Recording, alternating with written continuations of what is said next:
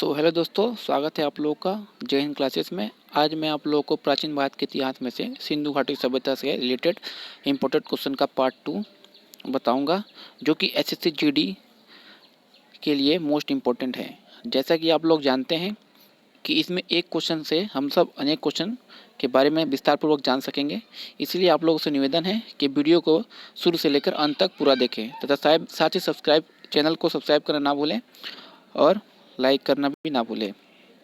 यह वीडियो का पार्ट 2 है। वीडियो का पार्ट 1 देखने के लिए आप लिंक डिस्क्रिप्शन में जाकर वीडियो का पार्ट 1 देख सकते हैं। तो चलिए स्टार्ट करते हैं हम लोग आज का वीडियो। आज का वीडियो का हमारा पहला क्वेश्चन है दोस्तों, मोहनजोदड़ो में सबसे बड़ा भवन कौन सा है। जी हाँ दोस्तों, मोहनजोदड़ो में सबसे बड़ा भवन कौन सा है। तो चलिए आप पहले इसके आंसर जान लेते हैं। तो ये आपका ऑप्शन है, ऑप्शन ए विशाल स्नानागार, ऑप्शन बी अन्ना नगर, ऑप्शन सी स्तंभ हॉल या ऑप्शन डी 2 मंजिला मकान। तो दोस्तों मोहनजोदड़ो जो है इसमें एक सबसे बड़ा भवन पाया गया था, तो वह तो दोस्तों आपका ऑप्शन नंबर बी अन्नागर। जी हाँ दोस्तों, मोहनजोदड़ो में अन्नागर सबसे विशाल भवन था। अब इससे रिलेटेड क्वेश्चन पूछता है दोस्तों, वह है आपका मोहनजोदड़ो की खोज कब हुई थी। तो दोस्तों पिछले वीडियो में मैंने बता दिया था कि मोहनजोदड़ो की खोज कब हुई थी। तो वह हुई थी दोस्तों आपका 1922 ईस्वी में। किसने किया था दोस्तों, तो वह किया गया था दोस्तों राखल दास बनर्जी के द्वारा। यहाँ दोस्तों यहाँ पर दिया हुआ है, इसकी खोज वर्ष 1922 ईस्वी में राखल दास बनर्जी द्वारा की गई थी।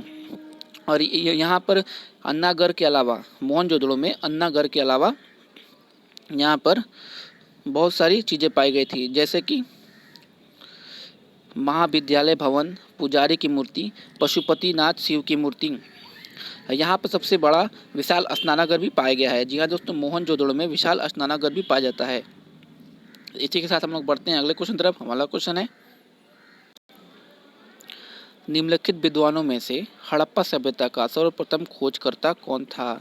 जी हाँ दोस्तों, निम्नलिखित विद्वानों में से हड़प्पा सभ्यता का सर्वप्रथम खोजकर्ता तो ये है आपके option A sir John Marshall, option B R D. Banerjee, option C N Cunningham या ऑप्शन डी दयाराम साहनी। तो दोस्तों आप लोग के इस क्वेश्चन का करेक्ट आंसर पता ही होगा।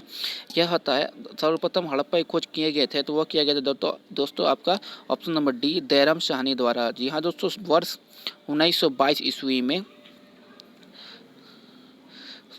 माफ कीजिएगा, वर्ष 1921 ईस्वी में। जी हाँ दोस्तों, 1921 ईस्वी में दयाराम साहनी द्वारा हड़प्पा सभ्यता का खोज किया गया था। इसी के साथ हम लोग बढ़ते हैं अगले क्वेश्चन की तरफ। हमारा क्वेश्चन है,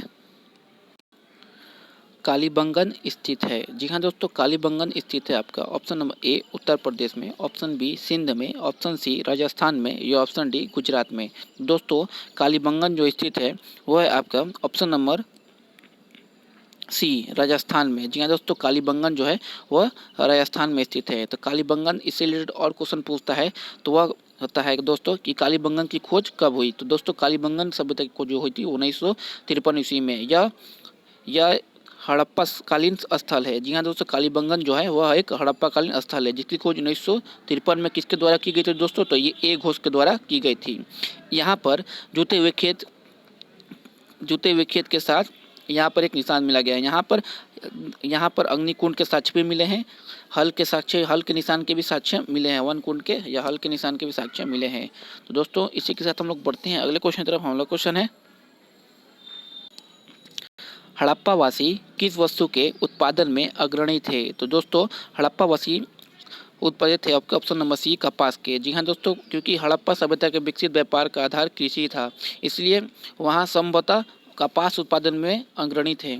इसके अलावा हड़प्पा वासी चावल की खेती करते थे, गेहूं की खेती करते थे, जौ की खेती, खजूर, तरबूज, मटर, राई इत्यादि आदि की खेती करते थे। लेकिन इन सब में से सबसे प्रसिद्ध लोग कपास की खेती में वह सबसे आगे थे। तो दोस्तों इसी के साथ हम लोग बढ़ते हैं अगले क्वेश्चन तरफ। हमारा क्वेश्चन है, निम्नलिखित में से किस द्रव्य का उपयोग हड़प्पा काल की मुद्राओं के निर्माण के मुख्य रूप से किया गया था। तो दोस्तों कौन सा द्रव्य का उपयोग हड़प्पा काल के मुद्राओं के निर्माण के रूप में मुख्य रूप से किया गया था। तो यह किया गया दोस्तों आपको ऑप्शन नंबर ए टेराकोटा द्रव्य। जी हाँ दोस्तों, टेराकोटा जो द्रव्य होता है वह होता है दोस्तों आपका,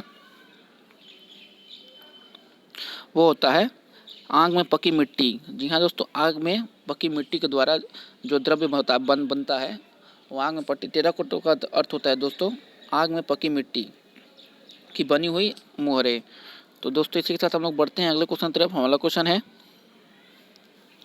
सिंधु घाटी सभ्यता का विशाल स्नानागार पाया गया है। तो दोस्तों सिंधु घाटी सभ्यता का विशाल स्नानागार कहाँ पाया गया है, ये पे हम लोग पिछले क्वेश्चन में कर चुके हैं। तो ये आपका ऑप्शन ए हड़प्पा में, ऑप्शन बी मोहनजोदड़ो में, ऑप्शन सी रोपड़ में, ऑप्शन डी कालीबंगन में। तो दोस्तों विशाल स्नानागार यह पाया गया दोस्तों आपका ऑप्शन नंबर बी मोहनजोदड़ो में। जी हाँ दोस्तों, मोहनजोदड़ो में विशाल स्नानागार पाया गया है।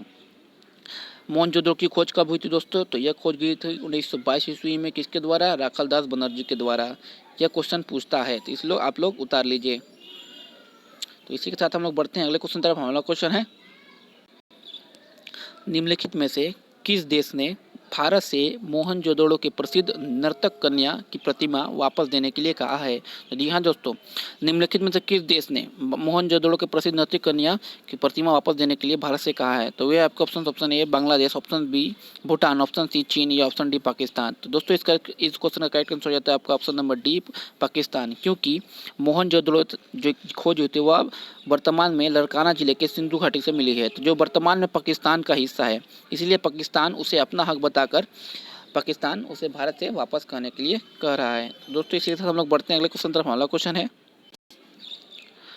सिंधु अर्थव्यवस्था की ताकत थी। तो आपका ऑप्शन ए कृषि, ऑप्शन बी व्यापार, ऑप्शन सी चाक पर बनाए गए मिट्टी के बर्तन या ऑप्शन डी बढ़ईगिरी। तो दोस्तों आप लोग को इस क्वेश्चन में सब सिंपल आंसर दोस्तों, सिंधु घाटी सभ्यता थी वह थी कृषि आधारित थी, इसलिए किसी आधार पर ही सिंधु घाटी की अर्थव्यवस्था चलती थी। तो दोस्तों इसी के साथ हम लोग बढ़ते हैं अगले क्वेश्चन तरफ। हमारा क्वेश्चन है सबसे प्राचीन सभ्यता का नाम क्या है। दोस्तों आपका ऑप्शन ए सिंधु घाटी सभ्यता, ऑप्शन बी मेसोपोटामिया की सभ्यता, ऑप्शन सी मिस्र की सभ्यता या ऑप्शन डी माया सभ्यता। तो दोस्तों आपको बताते हैं कि सबसे प्राचीन सभ्यता जो है वह है आपका विश्व की, वह है आपका ऑप्शन नंबर बी मेसोपोटामिया की सभ्यता। मेसोपोटामिया की सभ्यता सबसे प्राचीन है। मेसोपोटामिया का शब्द का यूनानी अर्थ है दो नदियों के बीच की सभ्यता।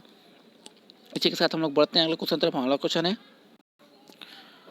निम्नलिखित में से कौन सा सिंधु घाटी सभ्यता स्थल पाकिस्तान में है। तो आपका option A Lothal, option B Kalibangan, option C Alamgir या ऑप्शन डी हड़प्पा। तो दोस्तों निम्नलिखित में सिंधु घाटी सभ्यता का कौन सा स्थल पाकिस्तान में है। तो दोस्तों आपका इस क्वेश्चन करेक्ट आंसर हो जाता है आपका ऑप्शन नंबर डी हड़प्पा, क्योंकि हड़प्पा नदी जो है, हड़प्पा सभ्यता जो था वह रावी नदी, जी हाँ दोस्तों, रावी नदी के किनारे बसा था, इसलिए जो वर्तमान में अभी पाकिस्तान में स्थित है। तो इस क्वेश्चन का करेक्ट आंसर आता है दोस्तों आपका ऑप्शन नंबर डी हड़प्पा। इससे रिलेटेड दोस्तों और क्वेश्चन पूछता है, यह है आपका लोथल। जी हाँ दोस्तों, लोथल वह कहाँ स्थित है दोस्तों, वह गुजरात में स्थित है, और वह भी गुजरात के भारत के गुजरात राज्य में स्थित है। और एक है कालीबंगन। जी हाँ दोस्तों, कालीबंगन यह स्थित राजस्थान में। और तीसरा है आलमगीरपुर, तो यह दोस्तों आपका स्थित है मेरठ में। यह दोस्तों मेरठ में, उत्तर प्रदेश के मेरठ में स्थित है। इसी के साथ हम लोग बढ़ते हैं अगले क्वेश्चन तरफ। हमारा क्वेश्चन है सिंधु घाटी सभ्यता के लोग किसकी पूजा करते थे। जी हाँ दोस्तों, सिंधु घाटी सभ्यता के लोग किसकी पूजा करते थे। आपका option A Vishnu, option B Pashupati, option C Indra या ऑप्शन डी वायु देवता। तो जी हाँ दोस्तों, इस क्वेश्चन का करेक्ट आंसर है आपका ऑप्शन नंबर बी पशुपति। जी हाँ दोस्तों, सिंधु घाटी की सभ्यता के लोग पशुपति अर्थात भगवान शिव की पूजा करते थे, वहाँ पर भगवान शिव की मूर्ति भी मिली है। इसी के साथ हम लोग बढ़ते हैं अगले क्वेश्चन तरफ। हमारा क्वेश्चन है सही मिलान करें। जी हाँ दोस्तों, सही मिलान करना है हम लोग को। तो मोहनजोदड़ो, जी हाँ दोस्तों, मोहनजोदड़ो में क्या पाया गया है दोस्तों, तो आपका मोहनजोदड़ो में पाया गया है 4 नंबर अर्थात विशाल स्नानागार। जी हाँ दोस्तों, मोहनजोदड़ो में विशाल स्नानागार पाया गया है। आपका दूसरा है हड़प्पा। जी हाँ दोस्तों, हड़प्पा में क्या पाया गया है, तो दोस्तों हड़प्पा में पुजारी की मूर्ति पाया गया है। जी हाँ दोस्तों, हड़प्पा सभ्यता में पुजारी की मूर्ति पाया गया है। आपका ऑप्शन है ऑप्शन सी कालीबंगन। जी हाँ दोस्तों, कालीबंगन में क्या पाया गया है, तो दोस्तों कालीबंगन में जुटे हुए खेत के निशान पाए गए हैं। यह दोस्तों कालीबंगन स्थल में जुटे हुए खेत के निशान पाए गए हैं। अब अंतिम बच जाता है लोथल। जी हाँ दोस्तों, लोथल में क्या पाया गया है, तो दोस्तों लोथल एक बंदरगाह था। सिंधु घाटी सभ्यता का लोथल क्या था, एक बंदरगाह था। दोस्तों इसी के साथ हम लोग बढ़ते हैं अगले क्वेश्चन की तरफ। हमारा क्वेश्चन है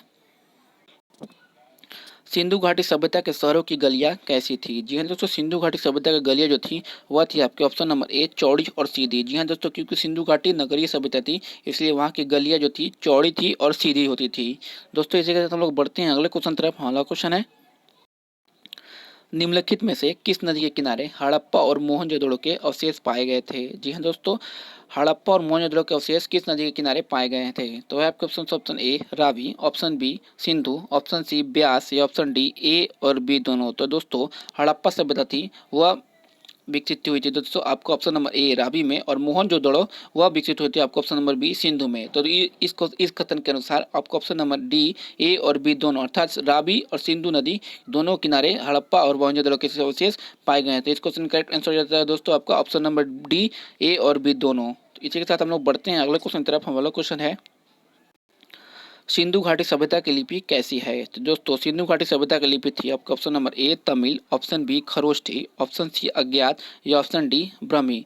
तो दोस्तों सिंधु घाटी की सभ्यता की लिपि जो है वह आज तक किसी कोई पता नहीं चल सका है, इसलिए आप इस क्वेश्चन का करेक्ट आंसर हो जाता है दोस्तों आपका ऑप्शन नंबर सी अज्ञात, क्योंकि सिंधु घाटी की सभ्यता जो थी वह अज्ञात, वो लिपि जो थी वह अज्ञात थी, मतलब आम लेखन पद्धति के विपरीत दाएं से बायो लिखी जाती थी, लेकिन वह अब अज्ञात है। अभी तक किसी इसकी लिपि का सही तरीके से पता नहीं लगाया गया है। तो दोस्तों इसी के साथ हमारा आज का ये वीडियो समाप्त होता है। वीडियो समाप्त करने से पहले मैं आपको बताता हूँ कि अगर आप टेलीग्राम चैनल से नहीं जुड़े हैं तो तुरंत जुड़ जाएं।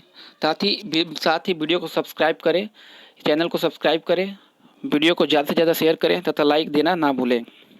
और समाप्त करने से पहले बताता हूँ कि इसका पीडीएफ का लिंक आपको डिस्क्रिप्शन पे दे दिया जाएगा, जहाँ से आप इसे आसानी से डाउनलोड कर सकते हैं। साथ ही टेलीग्राम का भी लिंक आपको डिस्क्रिप्शन पे दे दिया जाएगा। इसी के साथ हम लोग मिलते हैं अगले वीडियो की तरफ। जय हिंद, धन्यवाद।